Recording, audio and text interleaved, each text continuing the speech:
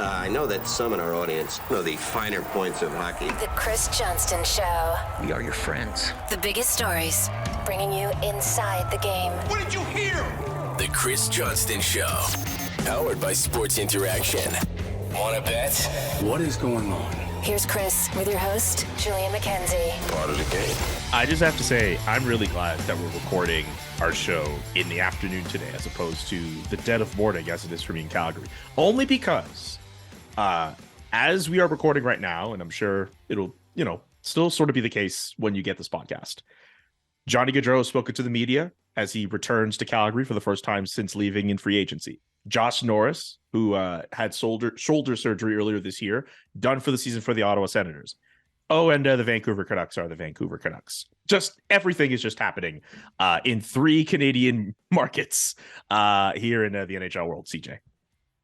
Yeah, and Cole Caulfield also unfortunately done for the season. News that came out over the weekend. So I mean, it's been a pretty busy couple days around the league. In Josh Norris's case, actually didn't have surgery. That's part of what the issue is here. He tried to rehab the shoulder, and unfortunately, that didn't go well. And yeah, it's getting to that time, right? I mean, I know we haven't seen the flurry of trades, and we'll keep sort of kicking the can on those things, but it is sort of a key 5 to 6 week window here in the league where there's a lot of things going on, and it was a pretty wild weekend too that we're just emerging from. Yeah, sorry, my bad. You're right. Josh Norris did not have surgery. Brain fart on my part. How was your weekend? You were in Montreal. You got to take in Leafs Canadians. Yeah, it was awesome. It was awesome. I love going to the Bell Center. Might be a broken record for those who've listened to a lot of our shows, but I'm telling you, if you have the money and interest in going to any NHL arena, I would highly recommend a trip to Montreal, especially if you can maybe make a weekend out of it, as I did. It was not a professional trip. I did see our buddy Arpon Basu after Saturday's game, caught up with him a little bit, a few other friends in town, but it was a nice time, and that arena just pops. I mean, even in a season where you'd gotten the news on Saturday earlier in the day that Cole Caulfield was done for the year, quite surprising, shocking announcement from the Canadians there. Obviously, it's a retool, reboot, rebuild year for Montreal, and still the building's full and rocking, and some of the younger players or less heralded players on the Canadians managed to come back and pull out a overtime victory for them. So yeah, it was a good time. I love everything about it. I actually sat down really low in the lower bowl, which I haven't really done very many times ever in my life. And it's such a great reminder too, man. What a fast game. It looks so different from up high in the press box where I'm more accustomed to watching games from. Yeah, not to mention, you all know where I'm from, so I second the idea of watching games at the Bell Center. I very much miss that. Not that, no shade to the Scotiabank Saddledome, great place to watch hockey, but not the same as the Bell Center, not the same as Centre Bell. Absolutely not. No, well, I don't know if for me it's the best arena in the league. I know that's highly subjective. There's lots of other arenas that are cool, have history, have great crowds. Like there's a ton of them actually, but for me, there's something special about that, and that's the reason I went. Frankly, it's January, the year somewhat is dragging a bit. Wanted to do something to spice up my life a little, so went down there. Spice up your life? Not like but yeah. Jeez, okay. We're all feeling it, man. I know you're living out in sunny Calgary, but literally it's been like 30 days of gray here in the Toronto area. So just needed to, I don't know. You needed something fun to have on the calendar, and it lived up to it. Took the train down, saw tons of other people doing the same thing, obviously coming from Leafs country. A lot of blue on the train ride down, and then blue faces on the train ride back Sunday. Blue faces, okay. Not happy with the result is what I meant. No, for sure. I get that. Can we get an update on your hand? Is that okay? Of course it's okay. Stitches are out, so that's an improvement from Monday, but they told me I got 2 to 3 months of rehab ahead. So it still feels kind of uncomfortable. I would have trouble lifting a 10-pound weight with my right hand, like putting that kind of pressure on the palm, basically. Still pouring coffee with the left hand in the morning. So, it's adjusting to it, but I've got exercises.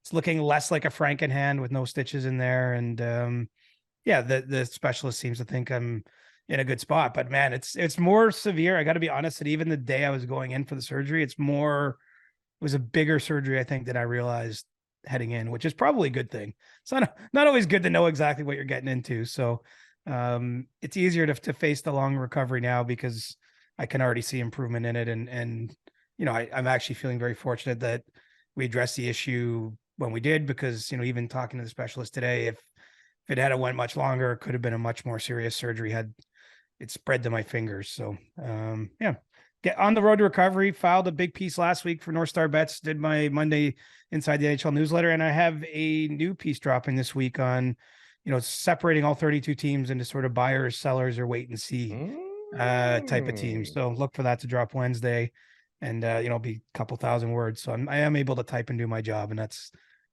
important to me because I love what I do. I am proud of you, sir. The fact that you had whatever you had going on with your hand, but you still found ways to provide us with that sweet, sweet content. Sir. Sir. Well, the hockey season rests for no one. You're finding that out yourself. So yes, clearly. Yes. And as we were alluding to before, like there's a lot going on in the hockey world, and especially in our markets. I mean, Toronto, there's always something. And in Calgary, not to say there's always something, but it feels as if there has always been something for the last few months. Not to the level of Vancouver, mind you, but something always does keep coming up in that market. But yes, it does not rest for anybody. I guess we got to dig in on the Canucks at some point here. Yeah. We're going to have to dig it on them Vancouver Canucks. I want to mention one thing, though, before we do that. And I know we got to get to sports interaction, but I do want to get to the Vancouver Canucks. I do want to ask another question with the Senators. There's a lot we got to get to the Canadian markets, but we have a giveaway to do. Like, I'm excited about the fact that we get to give away something. Like, I don't think we've ever done any type of contest on this show, Big Money Siege. I'm excited for this giveaway. Are you excited for this giveaway? Absolutely. I've been to this establishment a few times. Okay. We have 4 gift cards, 4 $100 gift cards to Beer Town. Really nice establishment in Toronto. They are the leader in craft beer dining revolution. They were established in 2012 in Cambridge, Ontario, I should say. And we are got giving one in away. Barrie too. I've been to the one in Barrie. Okay. Yeah. Very Ontario-centric establishment. But yeah, we have 4 of them things, 4 $100 gift cards from Beer Town to give away. All you have to do is follow my Twitter, JKA McKenzie, follow Chris's Twitter, @ReporterChris, follow the SDPN Sports account, literally SDPN Sports, follow us on Twitter, and tweet at us CJ's dad's nickname. We've said it on the show a bunch of times. You just have to tweet at us CJ's dad's nickname. You have to follow all of our accounts, tweet at us the nickname, and we will randomly draw from the correct answers. You also have to be living in the Toronto area to actually win this prize too. And your DMs have to be open in order for us to reach out. We're going to be giving away 4 gift cards. So for the next 4 shows, including today, we will have some kind of different trivia question to give away these cards. But for today, tweet at us CJ's dad's nickname. It's going to go to his head. It's going to go to his head. I don't think he's ever missed a show, my dad, but he's got lots of shout outs, but having him be the subject of a trivia question is next level. As long as he doesn't tweet the answer. I don't know if he's eligible to take the prize. No, I'll just go and treat him to $100 at Beer Town on my own dime at some point. Oh, look at that. The gift card that keeps on giving. One Chris Johnston. Be sure to tweet at us. Keep your DMs open. CJ's dad's nickname for your chance at winning a $100 gift card from Beer Town. Thanks to our friends at Beer Town for this cool giveaway contest. I'm down for that. Okay. Let's get to sports interaction, and then we will make sense of all of the wonderful news around Canadian markets. And of course, it's Monday, so we'll have Ask CJ. You can bet that with David Bastel. Brought to you by Sports Interaction. Get in the action and make a play. 19 plus. Please play responsibly. Welcome to You Can Bet That. No David Bastel for us today, just myself and CJ. No NFL props or mentions here. The Dallas Cowboys, as you know, no longer part of the NFL playoffs. I'm sorry, buddy. But hey, they won a playoff game against the GOAT. If you remember, I was not talking them up. I'm conditioned. I expected the result. I'm conditioned to assume the worst when it comes to the Cowboys. So fair season, but the better team won against San Fran. I don't think there's any question about that. Yeah, if you've been sensing the hint of disappointment throughout the first few minutes of this show, that's exactly why that's the case. Anyway, Canadian award sweep, pretty great prop up on the Sports Interaction website. For this season, if you think the winners of the Hart Trophy, the Norris Trophy, and the Rocket Richard Trophy are all going to be Canadian players, that is a yes at plus 297 for Sports Interaction. Interesting. Yeah, right. Well, I mean, the Rocket Richard, there's still quite a ways to go, 40% of the season plus, but, Connor McDavid's looking pretty good. Last time I checked, he holds a Canadian passport. McDavid's having a monster season, so I could see a Hart Trophy. Certainly, he's going to get a ton of attention for that. We'll see if he wins it or not. Always, the fact that Leon Draisaitl's second in league in scoring, it always sort of muddies the water on thinking about the player judged to be most valuable to his team. And the Norris is wide open. I'm not sure who's going to win the Norris Trophy this year. Erik Karlsson having this renaissance season. He's Swedish. Rasmus Dahlin having a pretty great season in Buffalo, also Swedish. The Swedish. Cale Makar, Canadian. So you're right. That's an intriguing kind of bet. The Norris is the one I feel least comfortable about at this point in time, but at the same time, I can't tell you. I don't even know who the front runner is. Would it be Karlsson? Karlsson could be it. Rasmus Dahlin could be it. In fact, there are three names that also come to mind that have some kind of tie to Calgary, because Cale Makar, he's going to be up for a Norris pretty much for the next how many years. Josh and Morrissey up in Winnipeg, also a native of Calgary, and Adam Fox, who once upon a time was drafted by the Calgary Flames, and we all know how that ended up. But he's American. So you kind of, if you're making this bet, you have to be banking on a Josh Morrissey or Cale Makar victory, more or less, unless Exactly. there might be someone else we're missing, but I think that's probably from the high level contenders. Those are the two Canadians carrying the flag there. Yeah, I could see it. I could see it. I mean, Winnipeg has been a great story in the league this year, and Morrissey's helped drive a lot of that. So I like that. They're always thinking. They're finding creative ways over at Sports Interactive to get my brain in a pretzel. Also, I should mention, I only mentioned Adam Fox, even though he is American, just because of the Calgary tie. And I'm sorry to Flames fans who are not happy about that. Sorry, didn't mean to do that. Anyway, don't forget to check out sportsinteraction.com/SDPN for all the best odds before game, in-game best props. sportsinteraction.com/SDPN. So, as we mentioned at the beginning of the show, a lot going on in the hockey world. Vancouver, obviously, with what's going on over there with Bruce Boudreau on the way out.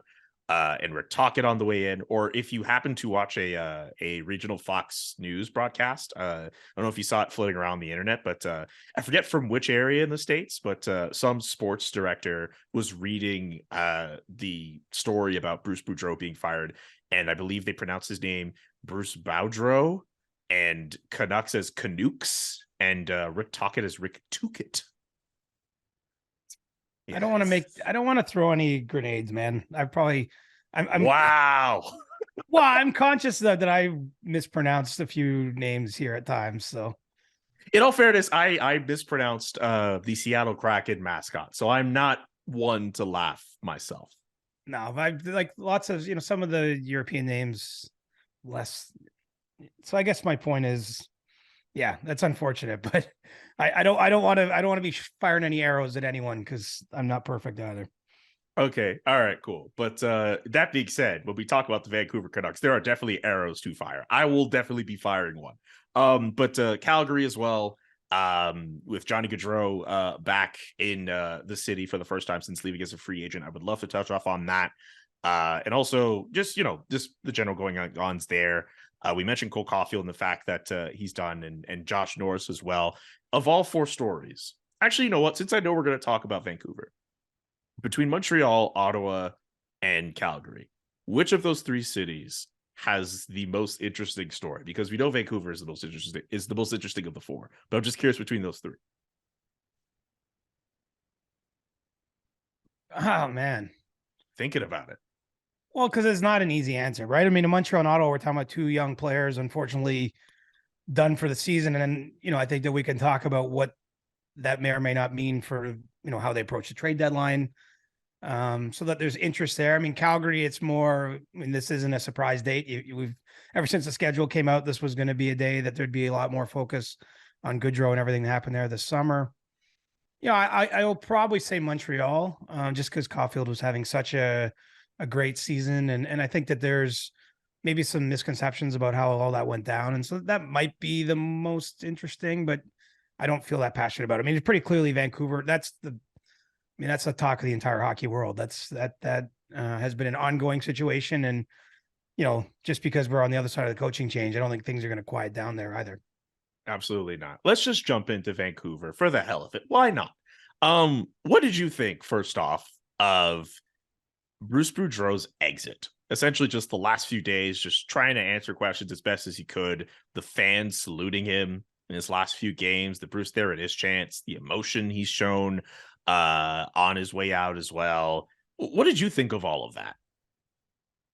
Well, it was not fair to Bruce. I mean, I think that it's hard to, I recognize that sometimes in pro sports, things get a little messy. Like, it's not always easy to manage every situation a certain way. But I think the fact that it became so clear last week, especially that he was done there, and that, the Rick Tocchet to Canucks speculation, which really goes back months, but, it was more speculative, say in November, by the second, third week of January, it was clear it was just, a matter of time. And I think it was a really tough spot to roll out, such a well-liked person in hockey, someone who, I don't think that I actually have, it's the team's prerogative. They want to change coaches. I have no problem with that decision on its own. It's just the way it was all handled, the fact that Bruce is there kind of facing his hockey, coaching mortality head on for all those days, right? Like, you could see it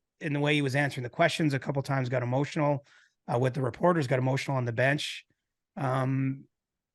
What's interesting is that in some ways it was just not handled properly. And I think to some degree, Jim Rutherford took some ownership for that. They did apologize in the press availability he held on Sunday. It wasn't as though they he said nobody's too proud of this or something to that effect. Like, I think that there's an understanding this was botched, but weirdly for Bruce Boudreau, like, maybe as time goes along and once some of the sting passes, like, you might look back on that as actually kind of a strange highlight that he got that much love, both from the fans and from his own players. Right. I mean, after Saturday's game, apparently the players went in one by one to his office and shook his hand, shared a moment with him. I mean, sometimes a coach gets fired and never sees the team again. You know what I mean? Like, that's actually most commonly what happens. Like, I remember, I was on the road with the Maple Leafs years ago when they fired Mike Babcock. He actually led a practice in Arizona that day, went back to the team hotel, got called into, a meeting with Brendan Shanahan and Kyle Dubas, and was fired and was gone. And Sheldon Keefe coached the next night and for a game against the Coyotes. Like, it's not to say maybe didn't have some conversations or texts with the players or see them down the line, but he didn't get a chance to have that kind of final send off. So in some ways, while I'm not at all trying to put a positive spin on what happened, there might be a small positive that comes out of it. I think that he got showered with that much love. But let's face it, Bruce Boudreau, even though he's 68 years old, is very clearly still wants to coach. And, he might have seen the end come in kind of a not very dignified way with the whole world sort of knowing he was a dead man walking, but having to go out, especially for those last two games. And that's what makes this whole situation so sad, and what makes the Canucks such a disappointment in terms of how they handled that entire situation. It's a joke. It's an absolute joke what they did to Bruce Boudreau. I'm not saying Bruce Boudreau is the greatest coach to ever exist, but to get to a point where we're just like trying to figure out, like, okay, who's coaching, who's going to succeed him, and he's right there. Like, I don't know, man. Like, that was just really embarrassing.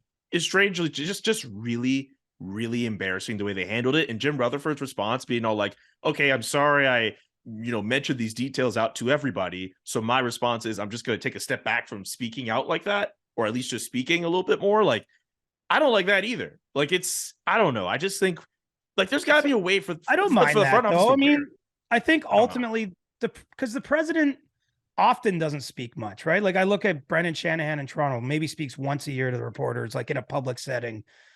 John Davidson, at times has spoken in Columbus, but I think you got to let your people do the job. And so I don't really mind if he takes a step back, honestly. Like that part doesn't bother me. It doesn't change what's happened here, though. I mean, it might be the sensible thing, though, to let his general manager do the talking and his head coach do most of the talking about the team. I think, yeah. Look, it's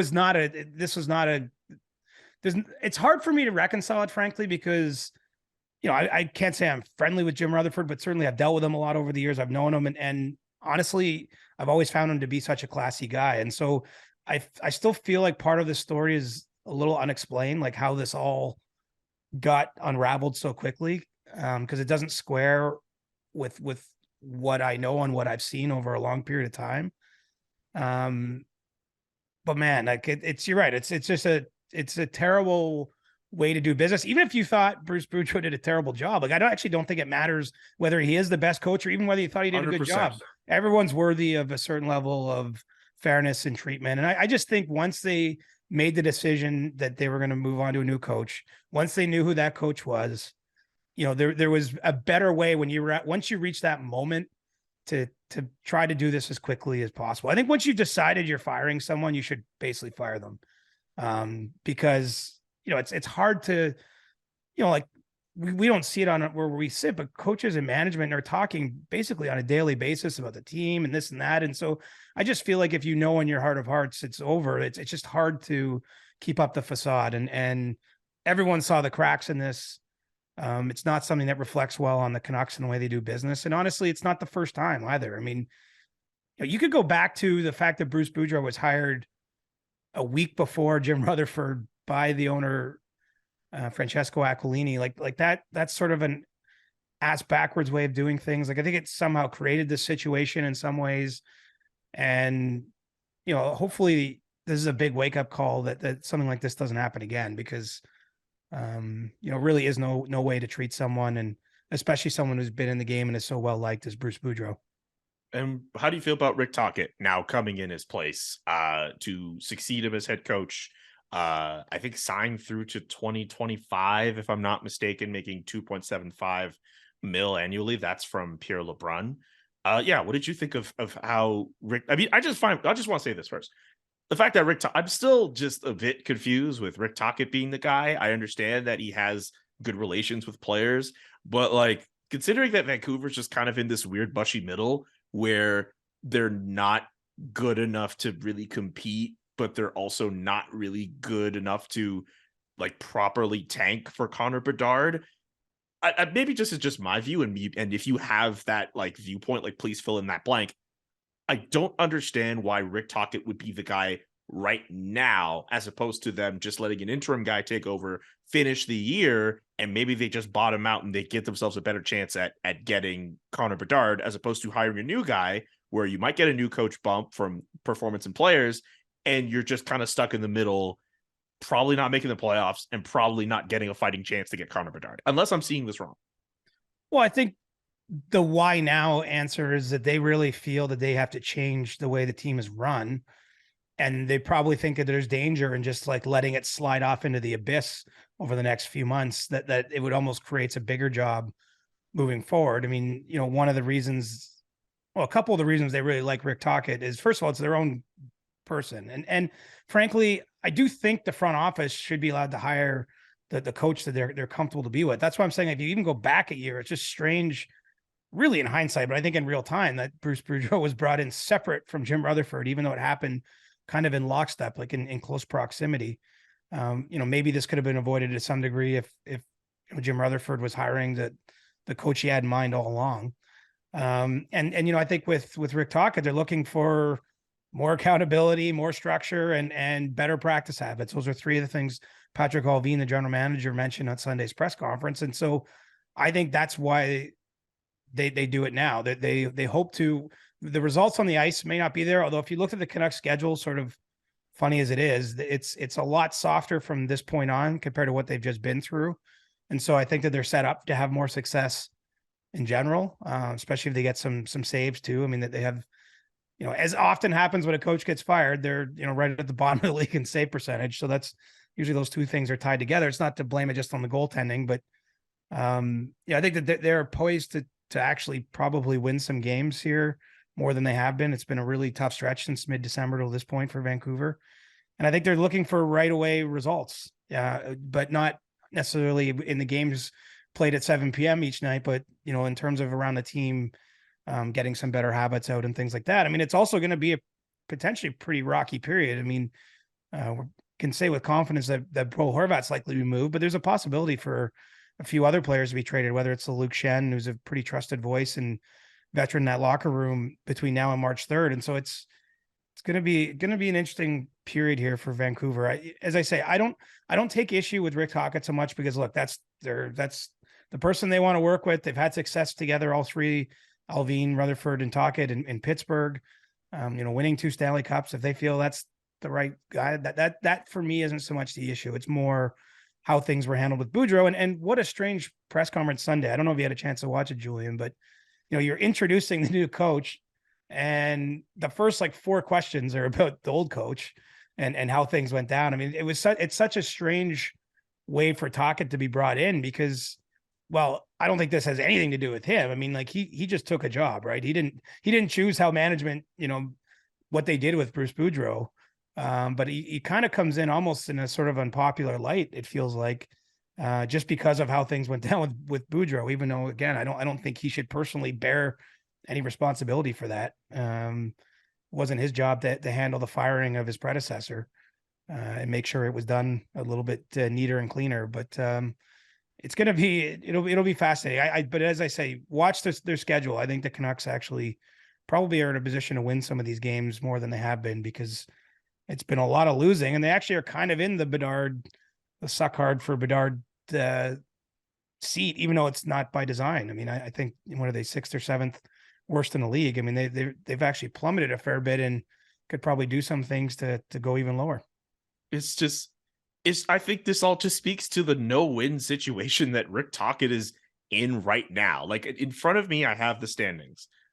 In terms of teams in the wild card, the Canucks have 39 points. They're 10 back of St. Louis. They're 11 back of Nashville. I haven't even mentioned Calgary, Colorado, or Edmonton. So even if they win, they're not making the playoffs. We're not even talking. We're not talking about the playoffs.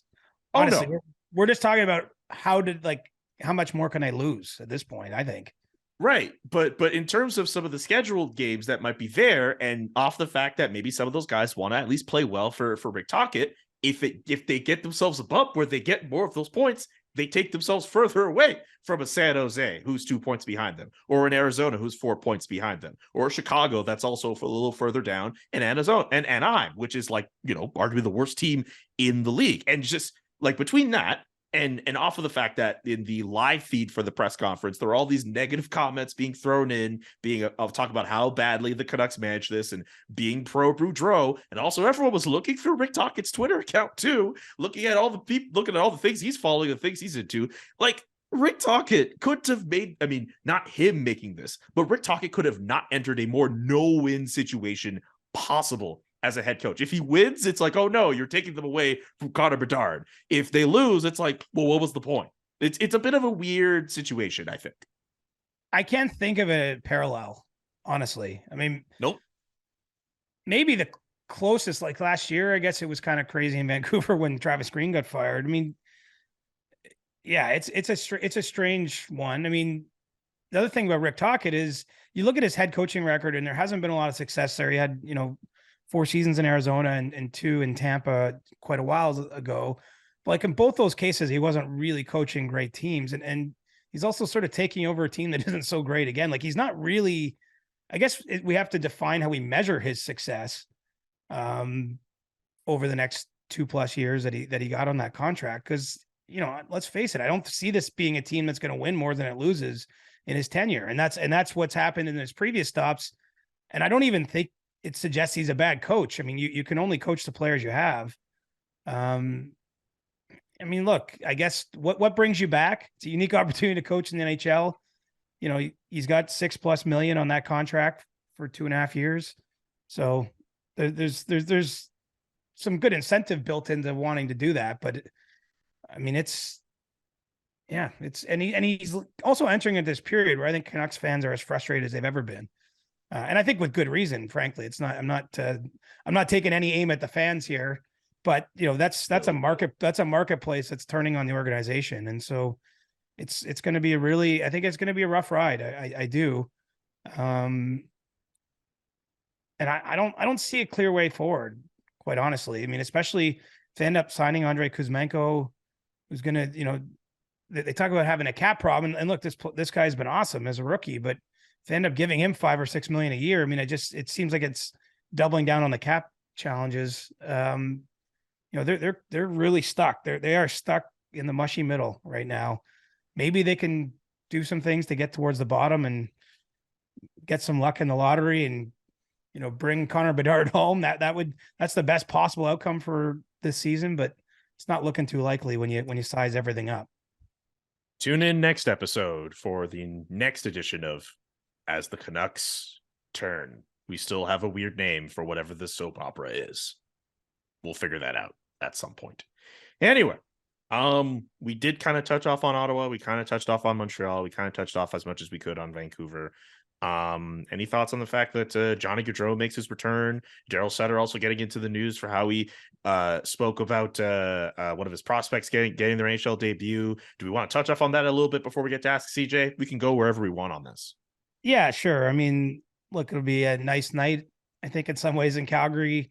Chance for the fans, I'm sure, to maybe cheer for Johnny and then boo him, because it might be a little bit of both when they play, the video or honor him, as well they should for the career he had as a member of the Flames. But, it didn't end in a way that a lot of Flames fans, I think, can be happy about with him choosing kind of in the last days before free agency to turn down more money from the Flames in order to sign in Columbus. Ultimately, more money in one more year than he could have got to, I should mention.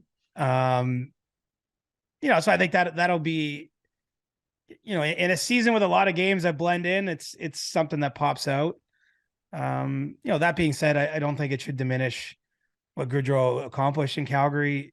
Was, very, very skilled player, got Hart Trophy votes during his time with the Flames, was, an offensive engine for that team, and, had the contractual right to go to free agency. I mean, just the way it is. As for the Daryl Sutter thing, I mean, I think it speaks to some larger issues simmering below the surface there. It does seem as though, look, we know what kind of coach Daryl Sutter was. He was the same coach in Los Angeles when they won 2 Stanley Cups. I mean, at one point, the Kings locked him out of their dressing room during a road game, in a documented move because they were so frustrated with him. He's old school. He is hard on his players. He's hard on his teams. He expects a lot. And I don't think that's changed. But, what's happening is I do get the sense that a number of Flames players are sort of chafing under that. And, I don't think he does himself any favors when he answers the question about Jakob Pelletier the way he did, where he, the fact he said, what number does he wear? That's just, it's just dismissive, frankly. And then to just read his stat line straight off was very weird for me. And I think that sort of thing does get noticed in the dressing room, like that gets discussed around the league. Right. And, I don't think anyone's surprised that Daryl can be a little offbeat in his media availabilities. And again, he's, I think we're talking about a young player that he just wants to keep him hungry or whatever you want to say, but let's remember, like, the world's changing too. And I think that the tough love approach, it can't all be tough love. I think that there has to be, some softer treatment at times. And that was probably a situation where he'd like to have that one back, because there's all kinds of ways you can answer that. I recognize it's his first NHL game. He didn't get a lot of ice time, didn't have a big impact in what was a big win for the Flames over Tampa on Saturday afternoon. But, I still think there's a way to acknowledge that that's a big moment for him and his family, that he's got a long ways to go. I don't think that there's any problem saying that, but I don't know if he's reacting to you and your colleagues out there, Julian, banging the drum for Pelletier, or what prompted him to do that. But it just felt wrong, offside, and frankly, just not very fair to a young man who, just had one of the biggest days of his life. What's really interesting about that, I know there's a lot to taken out of the responses for Gaudreau and for Pelletier, so please don't mind my brain being very scatterbrained. I'll just start with Gaudreau first. Looking forward to being at the game tonight to see how people actually, give him either an ovation or the boos or whatnot. I don't know if you saw this morning, but at practice, as he stepped onto the ice, his Blue Jackets teammates booed and jeered him in preparation for the game. And Johnny's fun. Yeah, Players like fun. that fun. That's Like nice. Yeah, it's a big game. Like and everyone's anticipating it the way you are, including his teammates. Like I like that. That's good. That's good humor. it's amazing. It's great. But yeah, I think fans also have the right to boo and speak their piece. I can imagine they were not all that happy to know that Johnny Gaudreau decided to play for another team instead of their own. So I can understand where that's going from. For Pelletier, this could have just been a non-story if Daryl Sutter essentially said what he said today, in that he only played under 7 minutes.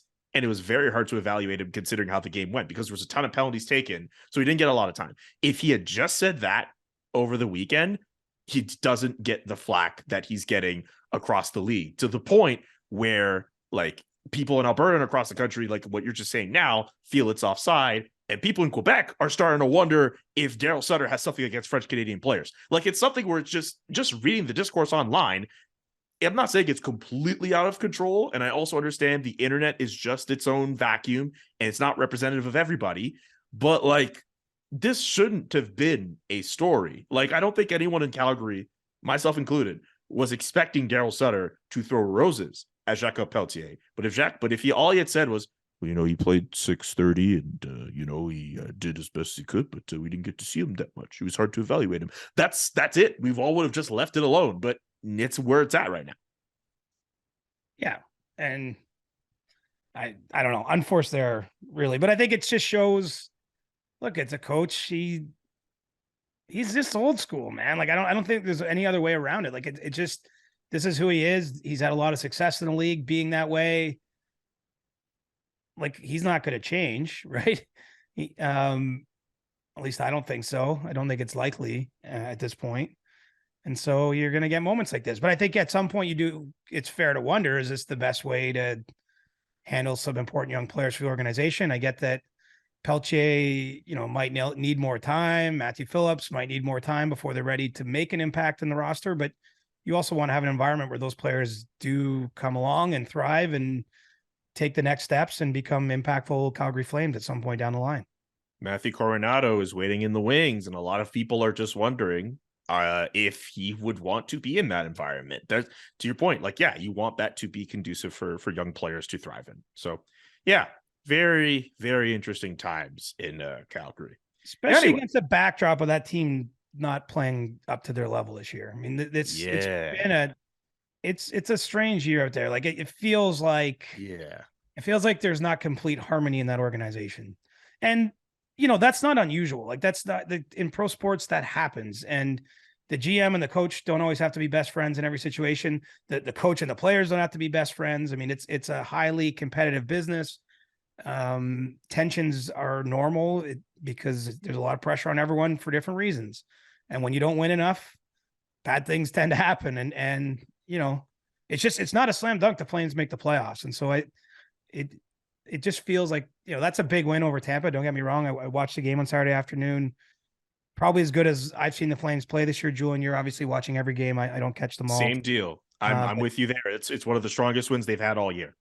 Right. But I also noticed that Lindholm said last week, like they're kind of looking for their game and they haven't made a pretty strong statement, like reading between the lines, like we just haven't played up to our potential at any point this season. So they have to find their way there, or who knows, man. I mean, I couldn't imagine entering the year we might talk about Calgary missing the playoffs, but it's at least like on the radar now as something that's possible.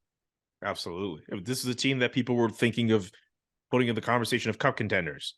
They might fall out of the playoffs. I mean, as we're speaking right now, they are outside of a playoff position. These next 5 weeks until the trade deadline, very, very interesting story to follow. And that's why I've got the Flames in my wait and see category. Give you a little preview to Wednesday's story. I don't think that they're automatic buyers. I really don't. Not to suggest they'll be sellers either, but I think that I think that these next few weeks will determine their course more than a lot of teams. I think we can already separate about 20 teams that are clear buyers or sellers, but there's, maybe even more than that, 24, but about 8 teams for me that are in wait and see mode, and the Flames are one of them. Oh, I'm with you there. I am absolutely with you there. I still think they'll put themselves in a position where they could be a buyer, but it is not a guarantee. Man, if you're a Flames fan, I hope you enjoyed that last little bit from CJ, because he came through with some heat, especially for this cold winter time. Think you know what way it's going to go? Make your bet at Sports Interaction. When the puck drops, Sports Interaction has you covered pre-game, live betting on all major sports, and on prop bets. Want to bet? Head to sportsinteraction.com/SDPN. 19 and over, please play responsibly. Anyway, let's get to a few questions for Ask CJ before we get on out of here. Thank you to everyone who sent in questions on Twitter and Discord, by the way. From Mark Shag, let's start with him. How much better would the league be with a soft cap in your mind? It would be better because you would have a far more robust free agency market. Some of the big market teams would be able to spend more and likely incur, say, luxury tax, if that's the system you're talking about. I think it would create more. It would ease the log jam and allow for more trades, and so all those things lead to more buzz for the league. But what I'm talking about would also come at a higher cost for owners in terms of what they spend on salaries, and I think that's the reason why this isn't going to happen. So, I've been getting a lot of that version of question, like even when I'm doing some of my radio hits. Like I think everyone identifies the problem that we're sitting here on, January 23rd. We've seen really almost no movement of any consequence throughout this season. There's been a couple, what I term to be minor trades. We're all waiting for some of the bigger shoes to drop, and because of the flat cap for a number of seasons now, it just hasn't happened. And so you start to think of, well, how could we create this system? Well, there's examples out there, but the NHL is the only truly hard cap league in North America. And I think that works well for the league and owners. So I don't see a change coming. Next one from Matthew Clark. If Patches, aka Max Pacioretty, is done for the season, and it truly looked like he is, does that mean that the Carolina Hurricanes will be looking for another significant upgrade? Timo Meier. Absolutely. I added that part. Absolutely, they will be. This is an awful situation. Max Pacioretty missed most of the season, recovering from an Achilles injury, came in, played 5 games for the Hurricanes, actually scored 3 goals, was showing evidence of what they wanted him to do. And they were viewing him kind of as their deadline, quote unquote, deadline ad, right? Because when they made the trade for him in the offseason, they knew it was going to be a while before they had an ability to see him play in their uniform. And what eluded the Hurricanes last year when he got to the playoffs, they didn't score enough. And while they've seen some nice years from some of their young star players, Marty Necas, Svechnikov, these guys, I still think that there's a concern of a repeat there. And I think they would have made a trade even with a healthy Max Pacioretty. Now there's a little bit more pressure to try to bring in, if not even someone like Timo Meier. I mean, maybe Vladimir Tarasenko makes some sense for them. I think a pure scorer, someone that they can slot in a certain role in the power play, that's makes a lot of sense. The one caution I'll put on it though is Carolina's not typically a team that would give up major assets for a deadline rental. So, just because this injuries happen doesn't mean that they're going to go out and give up, a first plus a top prospect plus to get a big name, especially on an expiring contract. But there's definitely pressure there because look, it's one of the best teams in the league and been a top team for a long time. So, I think they'll be active, and now there's a little bit more pressure to make sure that part of that activity isn't maybe just a second line center, but a player that they can bring in as just a goal scorer. Next one from Pilo D34 off of Discord. What do you think of bringing back North America versus World All-Stars as an All-Star game format? Doesn't like move the needle for me, honestly. I think what we talked about a few weeks ago, like I actually, if we're going to bring back any old format, I'd love to see the player draft returned, mostly because I think the draft itself is fun. And you see some personality from the guys. And then obviously it's a chance to, switch it up every year. I think that there's something being lost in the current format. a couple players having tremendous years, all-star caliber years who aren't going to be at the all-star game. But North America versus the world, I don't think the players are I don't put on a better spectacle or showcase with that. I don't think it doesn't change much for me to make the event better. Truth is like, this is a marketing event. Like it's not really about hockey, right? It's an event for the league sponsors and everybody to get together. And so maybe the truth is maybe there is no great solution here. As much as that sounds defeatist, I'm not sure that you can really improve it all that much. I know they've tried, but yeah, I don't think North America versus the world works. I would say though, I would be up for like a summit series type of event, not as an exhibition, but a Canada US, or if you wanted to do North America and versus the world. Like if with this absence of best on best play, I would be up for some kind of event to be contemplated like that. I think that would be pretty cool if you had like an 8-game series, Canada versus the US, for example. I think that would create a lot of interest, and it would at least satisfy to some degree this hunger to see all the best young players in the league get to wear their national team sweater. And I think you do it out, not in the all-star window, but you find another place for it, maybe at the end of the summer or in September. I think that would be pretty fun. You are a genius. That is such a dope idea. Like a Team North America versus World, like 7-game series, or 8 if you want to do it like how it was typically done with the Summit Series. That's a genius idea. Yeah, it'd be great. That's amazing. The only thing is I don't know if the world, like if you do the world, it's great, but like you mix a lot of nationalities then. I know Team Europe had success at the 2016 World Cup, but like I do wonder if players would, like I'm thinking of copying the Ryder Cup essentially in golf, if you follow golf, like something like that. Like the thing is, it does work in the Ryder Cup. So maybe you could get the Europeans to sort of embrace this idea of Europe. But even if you just did Canada versus the US, I think it's a legit question right now about, could the US be better than Canada in a complete best on best format? And what a way to do it. You could have 4 games in the US, 4 games in Canada, go across the countries. Like I think it would be really cool. But yeah, so if you want to, my point is, I think there's definitely room for more nationality based competitions, events, tournaments, whatever you want to call them. I just don't know if the All-Star game is the best place to do it. I think you should, as soon as you're done this, like write an article pitching that idea, because I think that's a really good idea. I've been doing this for a long enough time to know that nobody's really listening at the top levels of that stuff. Yeah, that's what you think, sir. That's what you think. Anyway, thank you to everyone who sent in questions. We only have so much time. We'll try to get to more for next week. Yeah, thank you so much for listening to this Monday edition of the CJ Show. We'll be back on Thursday with stick taps and other fun stuff. We'll be going through a lot of content that CJ has written in the last few days.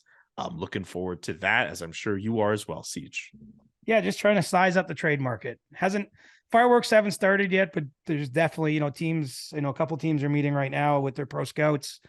It's getting real. Teams are really digging in on what they want to do here. And it should be a fun February as we get up to that March 3rd trade deadline. Absolutely. It gets real in the field. For CJ, I'm Julian saying so long, and every day is a good day to discuss mental health. The Chris Johnston Show. Powered by Sports Interaction. Want to bet? Inside the Game, twice a week. Follow Chris on Twitter @ReporterChris. And follow Julian McKenzie @JKMcKenzie. The Chris Johnston Show.